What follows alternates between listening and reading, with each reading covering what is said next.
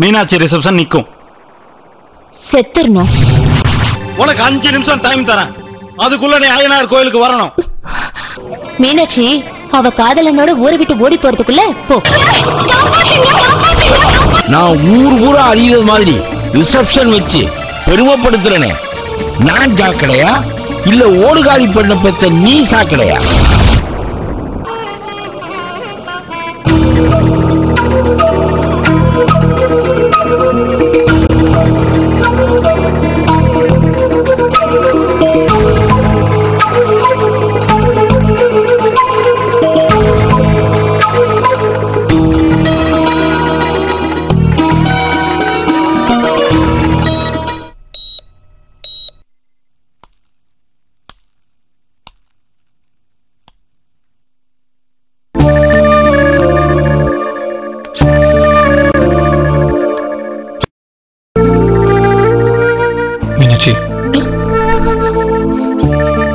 அவருக்கு ஒன்னும் ஆகாது, போலாம்.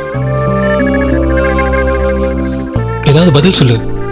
ஒரே கேள்விக்கு எத்தனை தடவை பதில் சொல்றது? அவர் பழிச்சுக்கிட்டாருன்னு தெரிஞ்சதும் போலாம். மண்டபத்துல நம்மள காணாம ஐயா அண்ணன்லாம் செத்துக்கிட்டு இருப்பாங்க. உன் மனசுல என்ன நினைச்சிட்டு இருக்க?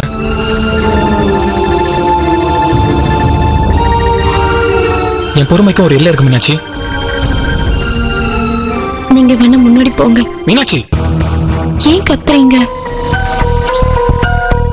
உனக்கு என்ன பார்த்தா முட்டாளா தெரியுதா? ஒரு குழந்தைய கெஞ்சுற மாதிரி கெஞ்சிட்டு இருக்கேன், நீ திமிரா பதில் சொல்ற. உன் பிரச்சனை என்ன சொல்லு, தெளிவா ஒரு வரியில சொல்லு. உன் பிரச்சனை என்ன? உன்னால சொல்ல முடியாது, உனக்கு தெரியாது. நான் சொல்றேன். உன் பிரச்சனை என்ன தெரியுமா? நீதான் உன் பிரச்சனை.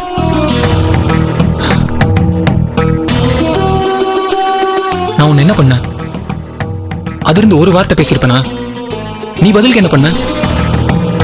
என்னை எப்போதும் பரபரப்போட எல்லைக்கு தள்ளி விட்டு வேடிக்கை பார்க்கற. இப்ப கூட என் நெஞ்சு நின்னு போற மாதிரி பரபரக்க விட்டுருக்க. இது எனக்கு தேவையா? ஒரு நிமிஷம், ஒரே ஒரு நிமிஷம் என்னை பத்தி எனக்காவது யோசிச்சிருக்கியா? யோசிச்சிருந்தா நீயும் நானும் கல்யாண மண்டபத்துல 1000 பேர் நம்மளுக்காக காத்திருக்கும் போது இப்படி சம்பந்தமே இல்லாம ஆஸ்பத்திரியில வந்து நிக்க மாட்டோம். உலகத்துல யாருமே அனாதை இல்லை மீனாட்சி. நாம தான் நமக்கு இவங்க வேண்டாம், அவங்கள பிடிக்கலன்னு சொல்லிட்டு ஒவ்வொருத்தரையும் தள்ளி தள்ளி விட்டுட்டு கடைசியில ஒத்தையா நிக்கிறோம். உன்னையும் என்னையும் மாதிரி. புரியுது, நீ நினைக்கிறது புரியுது. உன்னை யாரும் ஏத்துக்கல, உன்னால என்னையும் யாரும் ஏத்துக்கல. அவங்க பக்கம் இருக்கிற நியாயத்தை உன்னால உணர முடியலையா? முடியும், ஆனா நீ முடியாத மாதிரி நடிக்கிற. எனக்கு எல்லாம் விட்டு போச்சு மீனாட்சி. குருசாமி சாருக்காக நான் ரொம்ப அடி வாங்கிட்டேன். இனி ஒரு சின்ன அடி கூட என்னால் தாங்க முடியாது, செத்துருவேன். நீ திரும்ப திரும்ப என்னை அடிக்க முயற்சி பண்ணாத. உன் பக்கத்துல இருக்கிற உசுறு போலாம், ஆனா அடுத்தவன் சாகக்கூடாது. அதான் உனக்கு முக்கியம். எப்போதும் நான் யோசிக்காத. இனி நான் உன்கிட்ட எதுக்காகவும் கெஞ்ச மாட்டேன். என்னால முடியல. உன் ஒருத்தியால நான் எல்லாத்தையும் தொலைச்சிட்டேன். இப்ப எனக்காக என்னை பெத்தவரு, என் கூட பிறந்தவங்க எல்லாரும் அவமானப்பட போறாங்க. இத்தனை வருஷம் துளி துளியா சேர்த்து வச்ச மரியாதையும் மதிப்பையும் தொலைக்க போறாங்க. ஒரு கல்யாணத்துக்கு நான் தந்த விலை அதிகம் மீனாட்சி. எல்லாம் போச்சு, உன்னால எல்லாம் போச்சு. கடைசியா என் ஐயா நம்மளை மன்னிச்சு நான் மனசு பக்கத்துல கொண்டு போற சமயம் எல்லாத்தையும் கலைச்சு விட்டுட்ட. இனி எதையும் சேர்க்க முடியாது, யார் கூடயும் சேரவும் முடியாது. நீ நானும் ஒரு தீவு மாதிரி தனித்தனியா தண்ணியில மிதக்க வேண்டியதான். உனக்கு பிடிக்கும், நீ மட்டும் தனியா இருக்கிறது உனக்கு பிடிக்கும், ஆனா எனக்கு பிடிக்காது. நான் அப்பா அண்ணன் தம்பின்னு கூட்டமா இருந்து பழகினேன். எனக்கு தனிமை தண்டனை தான், மரண தண்டனை. கல்யாணம் எல்லாருக்கும் சந்தோஷம், எனக்கு சாவு, உழைக்க முடியாத சாவு.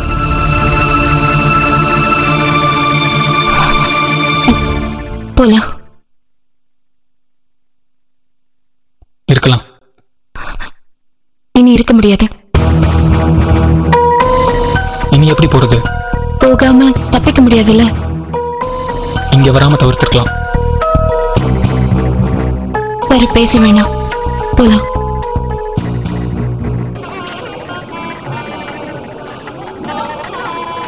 Hello, Krishna hospital. அங்க ராஜரத்னு சூசைட் கேஸ் அட்மிட் பண்ணிருக்காங்களா? சரிங்க.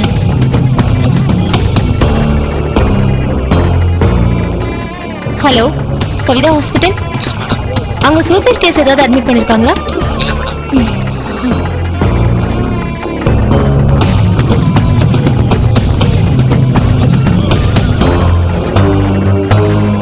Hello, government hospital. சொல்லுங்க. அங்க சூசைட் கேஸ் ஏதாவது?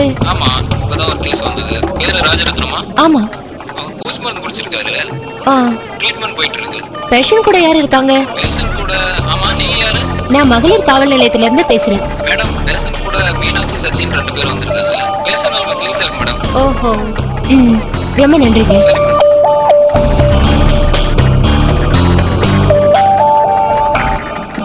அத்தா, மாமா எங்க? ஐயா ரூம்ல இருக்காரு.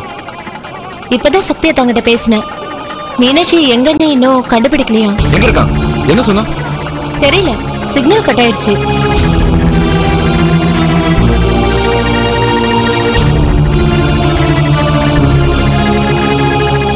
பெரியத்தா, நிறுத்திடலாம். இந்த ரிசப்ஷனும் நிறுத்திடலாம்.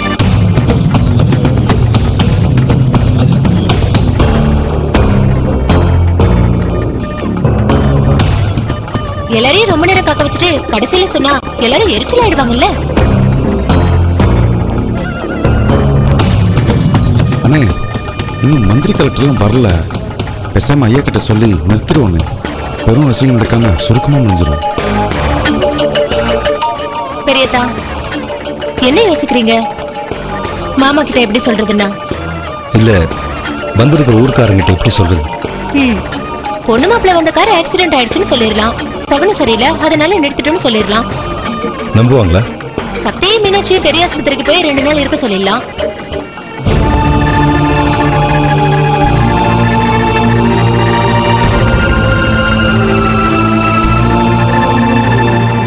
என்னத்தா? அமுதா, இவ்ளோ பொய் சொல்லணுமா? சரி, உன்னையே சொல்லிடலாம். பொண்ணுக்கு இந்த ரிசப்ஷன் பிடிக்காம ஓடிருச்சுன்னு. அண்ணே, பொய்யோ உண்மையோ எதையாவது சொல்லி எல்லாரும் வீட்டுக்கு போய் சொல்லணும். நேரமாகுதுண்ணே. பெரியத்தா, ஏதாவது செய்யுங்க. அமுதா, ஐயா ரூம்ல காத்துட்டு இருக்காரு. அவர் பொறுமை போய் எந்திரிச்சு வரட்டும். அதுதான் நம்மளுக்கு கெடு. அப்புறம் விதி விட்ட வழி. பெரியத்தா, எனக்கு மீனாட்சியை தெரியும், நல்லா தெரியும். அழுத்தக்கார புள்ள, அதிகாரமா வளர்ந்தது. வராது, நிச்சயமா இந்த ரிசப்ஷனுக்கு வராது. இதன் அட்டகாசமான சிக்னலின் உறுதி உங்கள் பிடிப்பான லைஃபுக்கு தரும் பிடிப்பான சிக்னல். ஆச்சி பாதாம் ட்ரிங்க் வழங்கும் என் பெயர் மீனாட்சி தொடர்கிறது.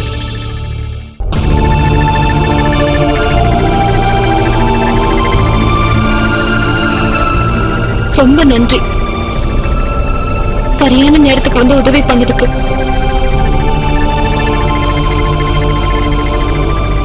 நான் உங்ககிட்ட ராஜரத்னம் பத்தி முன்னாடியே சொல்லியிருக்கணும். சொல்லாம விட்டது ஏன் தப்பு? என்ன மன்னிச்சிருங்க. நீங்க எதுவும் பேசாம அமைதியா வர்றது ரொம்ப கஷ்டமா இருக்கு. நான் ரிசப்ஷன் நடக்கிற நேரத்துல கோயிலுக்கு ராஜரத்னத்தை பார்க்க வந்திருக்க கூடாது. சூழ்நிலை என்ன இங்க இழுத்துட்டு வந்துடுச்சு. எனக்கு நான் பண்ணது சரின்னு தான் படுது. உங்களுக்கு அது தப்புன்னு பட்டா என்ன மன்னிச்சிருங்க. ராஜரத்னத்துக்கும் எனக்கும் நிச்சயதார்த்தம் நடந்துச்சு. 6 மாசம் கழிச்சுதான் கல்யாண தேதி குறிச்சாங்க. அந்த இடைப்பட்ட நாட்கள்ல அவர் பெங்களூர்ல இருந்து எனக்கு தொடர்ந்து வீட்டுக்கு போன் பண்ணுவாரு. நான் ஒரு தடவை கூட பேசினதில்ல, சத்தியமா பேசினதில்ல. பயம், எங்க அப்பாவுக்கு பிடிக்குமா இல்லையோங்கிற பயம். கல்யாணத்துக்கு முந்தின நாள் அவர் எனக்கு ஒரு செல்போனை அன்பளிப்புன்னு செல்வி கிட்ட கொடுத்து அனுப்புனாரு. உன்னை உடனே பார்க்கணும், மொட்டை மாடிக்கு வான்னு. நான் ஆடி போயிட்டேன். ஆனா செல்வி, என் ஃப்ரெண்டு ஜோதி எல்லாம் பிடிஞ்ச கல்யாணம், இப்ப நீ அவரை சந்திக்கிறதுல பேசுறதுல என்ன தப்புன்னு என்னை வற்புறுத்தி மொட்டை மாடிக்கு அனுப்பி வச்சாங்க. ஒரு 5 நிமிஷம் பேசியிருப்போம், வெறும் 5 நிமிஷம் பேசியிருப்போம், அவ்வளவுதான். பிடிஞ்சதும் எல்லாம் தலைகீழ மாதிரி குழப்பமானது. ராஜரத்னம், அவர் அப்பா அம்மா மண்டபத்தை விட்டு கிளம்பி போனது எல்லாம் உங்களுக்கு தெரியும். நான் திருச்செந்தூருக்கு உங்க வீட்டுக்கு வந்த பிறகுதான் தெரியும் அவர் கொடுத்த செல்போனை நான் மறந்து என் கூடவே எடுத்துட்டு வந்துட்டேன்னு. ராஜரத்னம் அதுல கால் பண்ணி என்னை தொடர்ந்து தொந்தரவு பண்ணிக்கிட்டே இருந்தாரு. நான் எரிச்சலாகி அந்த போனை ஆஃப் பண்ணி தூக்கி போட்டுட்டேன். அத்தனை நாள் பெங்களூர்ல இருந்து பேசினவரு திடீர்னு ஒரு நாள் திருச்செந்தூருக்கு வந்துட்டேன்னு போன் பண்ணதும் எனக்கு கையும் உடல காலும் உடல. யார்கிட்ட இதெல்லாம் சொல்ல முடியும்? உங்ககிட்ட சொல்லிருக்கணும். ஆனா நம்ம சாதாரணமா பேசிக்கிறது ரொம்ப குறைச்சல். இதுல உங்களுக்கு தெரியாத பிரச்சனையை சொல்லி எதுக்கு பயமுறுத்துவானேன்னு பேசாம இருந்துட்டேன். உன்னை பார்க்கணும்னு தொடர்ந்து இம்சை பண்ணிக்கிட்டே இருந்தாரு. வீட்டு லேண்ட்லைன் நம்பரை எப்படியோ கண்டுபிடிச்சு எனக்கு கால் பண்ணுவாரு. இந்த பிரச்சனைக்கு ஒரு நிரந்தர முடிவு கட்டணும்னு அவர் கோயில சந்திச்சு நம்ம வீட்டுல நடக்கிற ஒவ்வொரு விஷயமும் அவருக்கு தெரிஞ்சிருந்தது. நம்ம ரிசப்ஷன் நடக்க கூடாது, அதை எப்படியாவது நீ நிறுத்துன்னு என்னை கடுமையா வற்புறுத்தி ரகலை பண்ணாரு. நான் அவர் பேச்ச சட்ட பண்ணல. அவர் பேச்சு மட்டும் இல்ல, அவரையும் உதாசீனப்படுத்திட்டேன். நம்ம வீட்டுல இருக்கும்போது உங்களுக்கு என் ரிலேட்டிவ்னு போன் பண்ணி என்கிட்ட போனை தர சொன்னது இந்த ராஜரத்னம் தான். நீ இப்ப என்ன பார்க்க வரலன்னா செத்து போயிடுவேன்னு மிரட்டினாரு. உங்க அப்பா பேரு, உங்க பேரு, ஏன் பேருன்னு எல்லார் பேரையும் எழுதி வச்சுட்டு செத்து போயிடுவேன்னு மிரட்டினாரு. நான் பயந்துட்டேன். என்ன பண்றதுன்னு தெரியல. கோவிலுக்கு ஓடி வந்த என்னால அவரை சமாதானப்படுத்த முடியல. எவ்வளவோ முயற்சி பண்ண, நல்ல விதமா சொல்லி பார்த்தேன். அவர் கேட்கல. நான் கோவமா அங்கிருந்து புறப்பட்டேன். அவர் விஷம் குடிச்சிட்டாரு. அதுக்கப்புறம் நடந்ததெல்லாம் உங்களுக்கே தெரியும். எனக்கு அவர் தந்த மன உளைச்சலுக்கு நானே அவரை கொண்டு இருக்கணும். நான் ராஜரத்னத்துக்கு செஞ்ச உதவியெல்லாம் மனிதாபிமான அடிப்படையில செஞ்சதுதான். ரொம்ப நாளா என் மனசு அழுத்திட்டு இருந்த விஷயத்த உங்ககிட்ட முழுசா சொல்லிட்டேன். நிம்மதியா இருக்கு. அடிக்கிறக்காக இப்பதான் உடம்புல ஒட்டுது.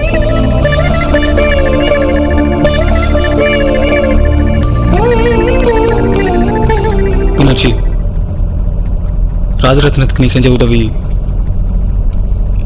மனிதாபிமான அடிப்படையிலையா இல்ல மறக்க முடியாமலா?